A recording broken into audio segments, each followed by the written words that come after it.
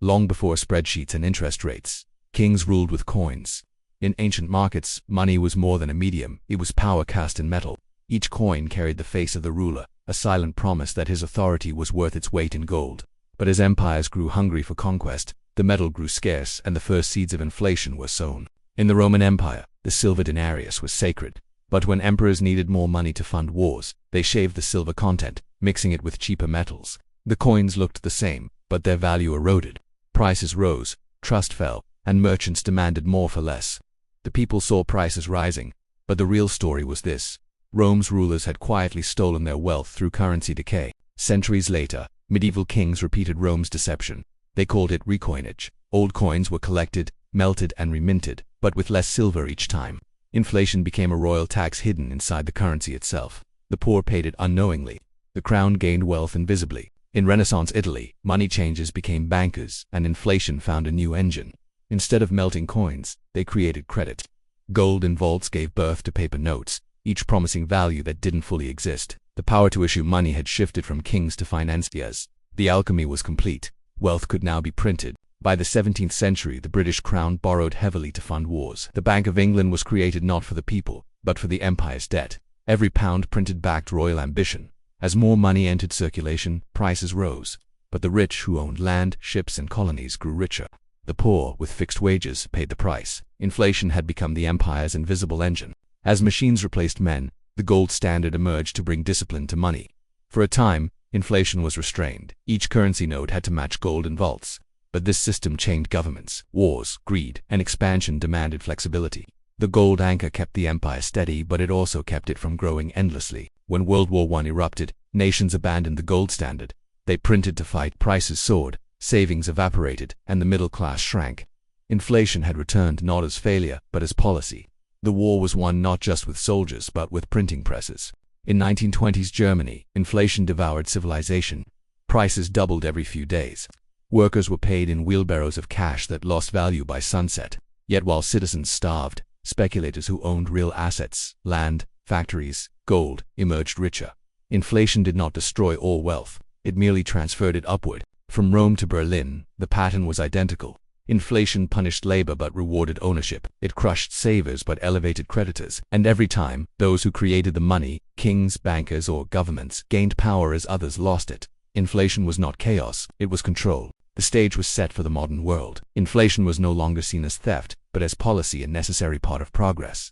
Yet beneath the charts and jargon, the same ancient trick remained. Money creation still shifted power from the many to the few. The empire of inflation was reborn, this time global and invisible. In 1913, under the flicker of gaslight on Jekyll Island, a handful of bankers and politicians rewrote the future of money. They created the Federal Reserve, a private institution masquerading as a public guardian. Its promise, to stabilize the economy. Its purpose, to control credit. With one law, the power to create money and shape reality, moved from Congress to the banking elite. Central banks claimed they would smooth out booms and busts, but history whispered otherwise. Their real mission was to guarantee debt, to make sure governments could always borrow and banks could never fail. Inflation became their secret weapon. Silent taxation through currency expansion. Prices rose, debts shrank in real value, and the illusion of prosperity was maintained. When the 1929 crash shattered Wall Street, the Federal Reserve tightened credit instead of expanding it. Banks failed, millions lost jobs and homes. Then, the same elites offered the cure for the disease they had spread. Roosevelt's New Deal centralized money further, and gold, the last anchor of independence, was confiscated by executive order. Citizens were forced to trade their gold for paper promises. In 1944, as World War II neared its end, delegates from 44 nations met in Bretton Woods, New Hampshire. There, under U.S. leadership, a new order was born. The U.S. dollar, backed by gold, became the world's reserve currency. But behind the diplomacy was empire building. America could print what the world needed. Inflation would no longer destroy nations, it would control them. The Bretton Woods twins, the IMF and World Bank, promised development and recovery, but their loans came with chains. Nations in Africa, Asia, and Latin America borrowed in dollars and repaid in suffering. Each bailout meant austerity. Each program meant surrender. Inflation and debt became tools of modern colonialism, a quiet empire with no armies, only balance sheets. By 1971, the gold reserves could no longer support the mountain of US dollars printed abroad. President Nixon severed the dollar's link to gold, calling it temporary. It was permanent. Overnight, money became faith, backed by nothing but government decree. The world entered the era of fiat currency, unlimited money. unlimited inflation, unlimited control. After the gold standard collapsed, the US needed a new anchor. It found one in oil. A secret deal with Saudi Arabia ensured that every barrel would be sold in US dollars. The world needed oil, and thus needed dollars. Inflation could now be exported abroad. America printed, the world paid. The empire had evolved from colonies to currencies. The 1980s brought deregulation, speculation, and soaring debt. Central banks preached free markets while orchestrating manipulation behind closed doors. Credit cards, home loans, and government bonds multiplied. Inflation was tamed on paper, but wealth inequality exploded. Real assets flowed upward to those who owned the system itself. As global trade expanded, inflation was outsourced. Western nations imported cheap goods from Asia while exporting their inflated currencies. Factories closed. Jobs vanished, but asset prices rose. The illusion of stability masked a deeper truth. Inflation had changed shape. It no longer appeared in consumer goods, but in housing, stocks, and debt. By the end of the 20th century, central bankers were no longer servants of the economy. They were its masters. Each interest rate cut, each stimulus package, each bailout inflated asset prices while wages stagnated. The old monarchs minted coins to rule men. The new ones printed money to rule nations. The faces changed, but the empire endured. After World War II, America emerged not just as a victor but as the new financial ruler of the world. The United States held 2/3 of the planet's gold and produced half of its goods. The dollar became the lifeblood of Reconstruction. But hidden beneath the rhetoric of aid and stability was a deeper ambition: to make the world dependent on American money. The Marshall Plan rebuilt Europe, but every dollar sent overseas came with invisible strings. Recipient nations had to import American goods, use American banks, and hold American currency. Inflation was contained at home but exported abroad. What appeared as generosity was, in truth, the beginning of the dollar hegemony, an empire without colonies. While missiles defined the Cold War's theater, money determined its outcome. America flooded allies with dollars and loans, binding their economies to Washington. The Soviet Union used ideology. The US used inflation. By controlling liquidity and interest rates, the Federal Reserve could shape global growth or crush it. When oil prices quadrupled in the 1970s, the world panicked. But behind the chaos, a brilliant strategy unfolded. Oil, priced in US dollars, forced every nation to buy and hold America's currency. As inflation soared globally, the dollar's demand increased. The same force that crushed others strengthened America's hand. In the 1980s, US interest rates rose, and nations that had borrowed cheap dollars suddenly faced ruin. Latin America plunged into crisis. Inflation, austerity, and poverty swept across the continent. But to the IMF and the World Bank, this was an opportunity. Restructuring programs that turned sovereign nations into economic vassals. By the 1990s, Asian economies were rising too fast. When capital fled and currencies collapsed, central banks intervened with stabilization loans, but the price was surrender, privatization, deregulation, and permanent dependence on the dollar system. Inflation again did its job, not destroying America, but halting its competitors. By the dawn of the 21st century, the architecture of global finance was complete. The IMF set the rules. The World Bank managed reconstruction. The Federal Reserve controlled the heartbeats, the flow of dollars. Inflation had become the price of participation in the global system. Nations that resisted it were punished. Those that complied were rewarded with debt. Europe sought to break free with the creation of the euro. It promised independence, but in truth, it was another mirror of the dollar empire. Inflation was constrained through austerity, debt ceilings, and centralized control. Greece, Italy, and Spain became test subjects in financial obedience. The empire had no borders. It lived in spreadsheets. Then came China. For decades, it absorbed inflation by producing cheap goods for Western consumers. Dollars flowed in, factories multiplied, and power shifted eastward. But China learned the game. It began buying gold, building its own banks, and challenging the dollar's throne. Inflation had built America's empire, and might one day build its rival. By the early 2000s, the dollar's reach was total. Every nation, every market, every crisis circled around it. The empire no longer needed troops or flags. Inflation was its flag. Debt was its colony. And interest, silent, endless interest, was its tribute. From gold to credit, from empire to finance, the system had evolved, but the hunger for control had not. The 21st century began with quiet revolutions: fiber optic cables, server farms, and a new economy built not on gold or oil but information. Yet behind the gleam of technology, the old financial machine adapted. Inflation no longer lived in prices alone. It lived in code, algorithms, and digital debt. When Lehman Brothers fell, the myth of infinite prosperity shattered. Central banks responded by creating money out of thin air: quantitative easing, pouring trillions into markets to save the system. But the system they saved was not Main Street, it was Wall Street. Inflation hid itself in assets, not groceries. The rich gained wealth. The poor gained nothing. From 2010 onward, money shed its skin. Banks became apps, savings became screens, and every transaction became data. The new empire was built not in palaces but in servers' vast halls of worry machines, storing human labor in binary code. Inflation now expanded through liquidity injections and digital ledgers instead of printing presses. Markets were no longer guided by traders but by algorithms. Machines bought, sold, and borrowed faster than thought itself. Inflation was engineered, predicted, and even traded. Central banks whispered about targeted inflation while hedge funds turned it into profit. Control over money had become control over the code of reality. Then came Bitcoin, a spark in the darkness. It promised freedom from central banks, a return to digital gold. For a moment, power trembled, but soon the empire adapted again. Corporations entered, governments regulated, and speculation replaced revolution. The dream of liberation was monetized. Even rebellion could be inflated. Central banks saw the future and claimed it.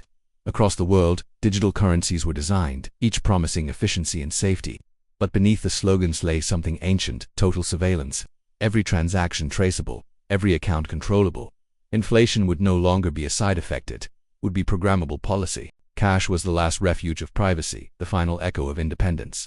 As nations phased it out, people lost not just paper but freedom. In a world where every cent is digital, dissent can be deleted, and inflation can be enforced at the click of a button. Convenience became the mask of control. Once, inflation was seen as a problem to be solved. Now, it is policy by design. Governments inflate away debt, central banks inflate asset prices, and citizens bear the silent cost. Every percent of inflation transfers power upward, a hidden tax that few understand but all pay. Inflation works because it hides in plain sight. People adjust, accept, and forget. Bread costs more, but wages catch up. Savings shrink, but hope remains. Through repetition, inflation becomes culture, a ritual sacrifice to stability. The empire does not need force, it only needs faith in paper and pixels. The kings of the past wore crowns of gold. Today's rulers wear none. Their power flows through networks, derivatives, and central bank dashboards. Inflation is their scepter, data their throne.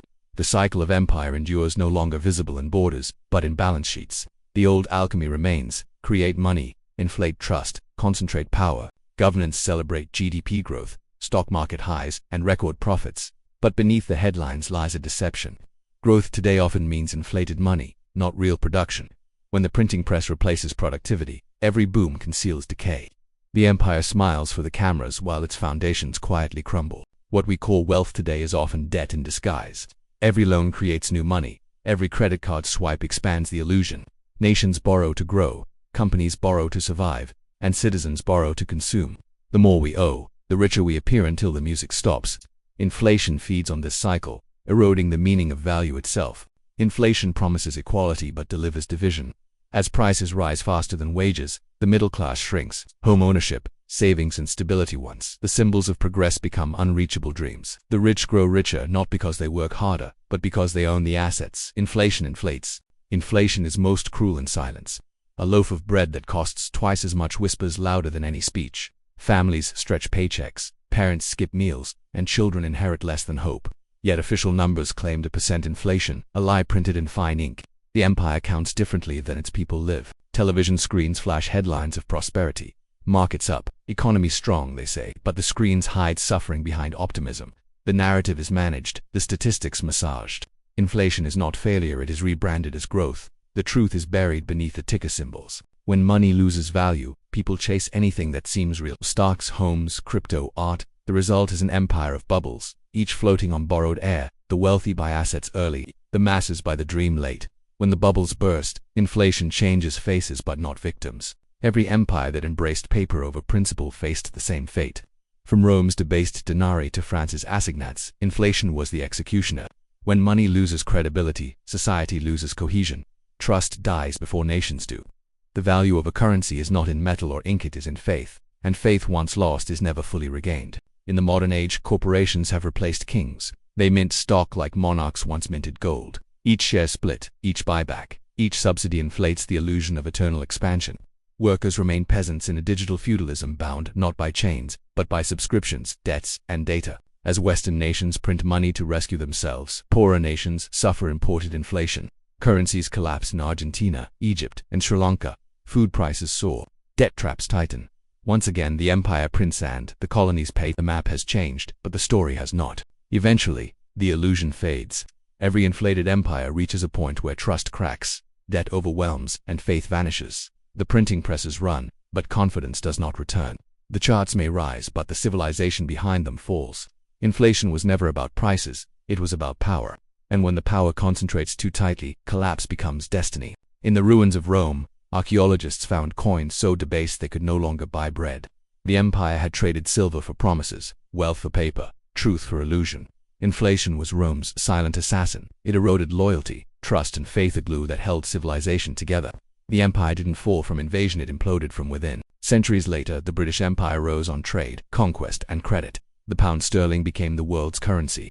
But with each expansion came excess wars funded by debt, colonies sustained by printing, and promises the gold could no longer keep. The empire's financial might became its weakness. By the time the Second World War ended, the pound had withered. When Britain's empire waned, America inherited its throne not by conquest, but by credit. The dollar replaced the pound. Washington replaced London, yet the cycle repeated. Wars, debt, and consumption became the engines of illusion. From Vietnam to Wall Street, each crisis was solved by printing more money. Each bailout bought time, but sold the future. In 1971, the gold standard died. In its place, oil became the new anchor. The United States struck a silent deal. Saudi oil would be priced in dollars, and the world would keep buying both. Inflation was exported abroad, while America enjoyed artificial stability.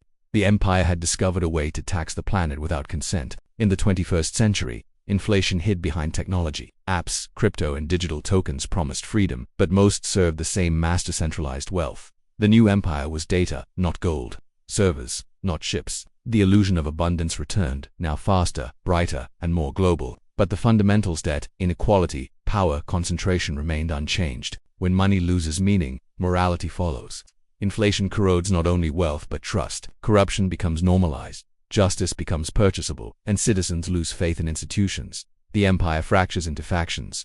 The riots, protests, and polarization of the modern age are not random. They are the visible symptoms of invisible inflation. Every system built on illusion faces the same reckoning. Confidence vanishes faster than currency. The crowd that once believed in the empire's eternal growth suddenly sees through the veil. The fall is not slow, is instant. One spark, one default, one revelation, and centuries of control dissolve in moments. But from collapse comes creation. Every inflationary empire dies so that a new order may rise. Rome's ashes birthed Europe. Britain's decline birthed America. And the next empire may not be a nation, it may be a network. As trust shifts from governments to algorithms, from banks to code, we stand at the dawn of another transformation. Artificial intelligence, digital currencies, and programmable money promise stability but also surveillance. The same tools that liberate can enslave. Inflation, once hidden in economics, may soon be engineered in algorithms. The new empire will not print it, will code value. And those who control the code will control the world. Inflation is not an accident, it is the heartbeat of civilization's cycle. It lifts empires from dust and returns them to it. It is the fire that fuels ambition and the ash that follows arrogance. The question is not whether the cycle will repeat but who will rule when it begins anew. For in the end, the story of inflation is the story of power, and power, like gold, always flows to the few who understand its secret side.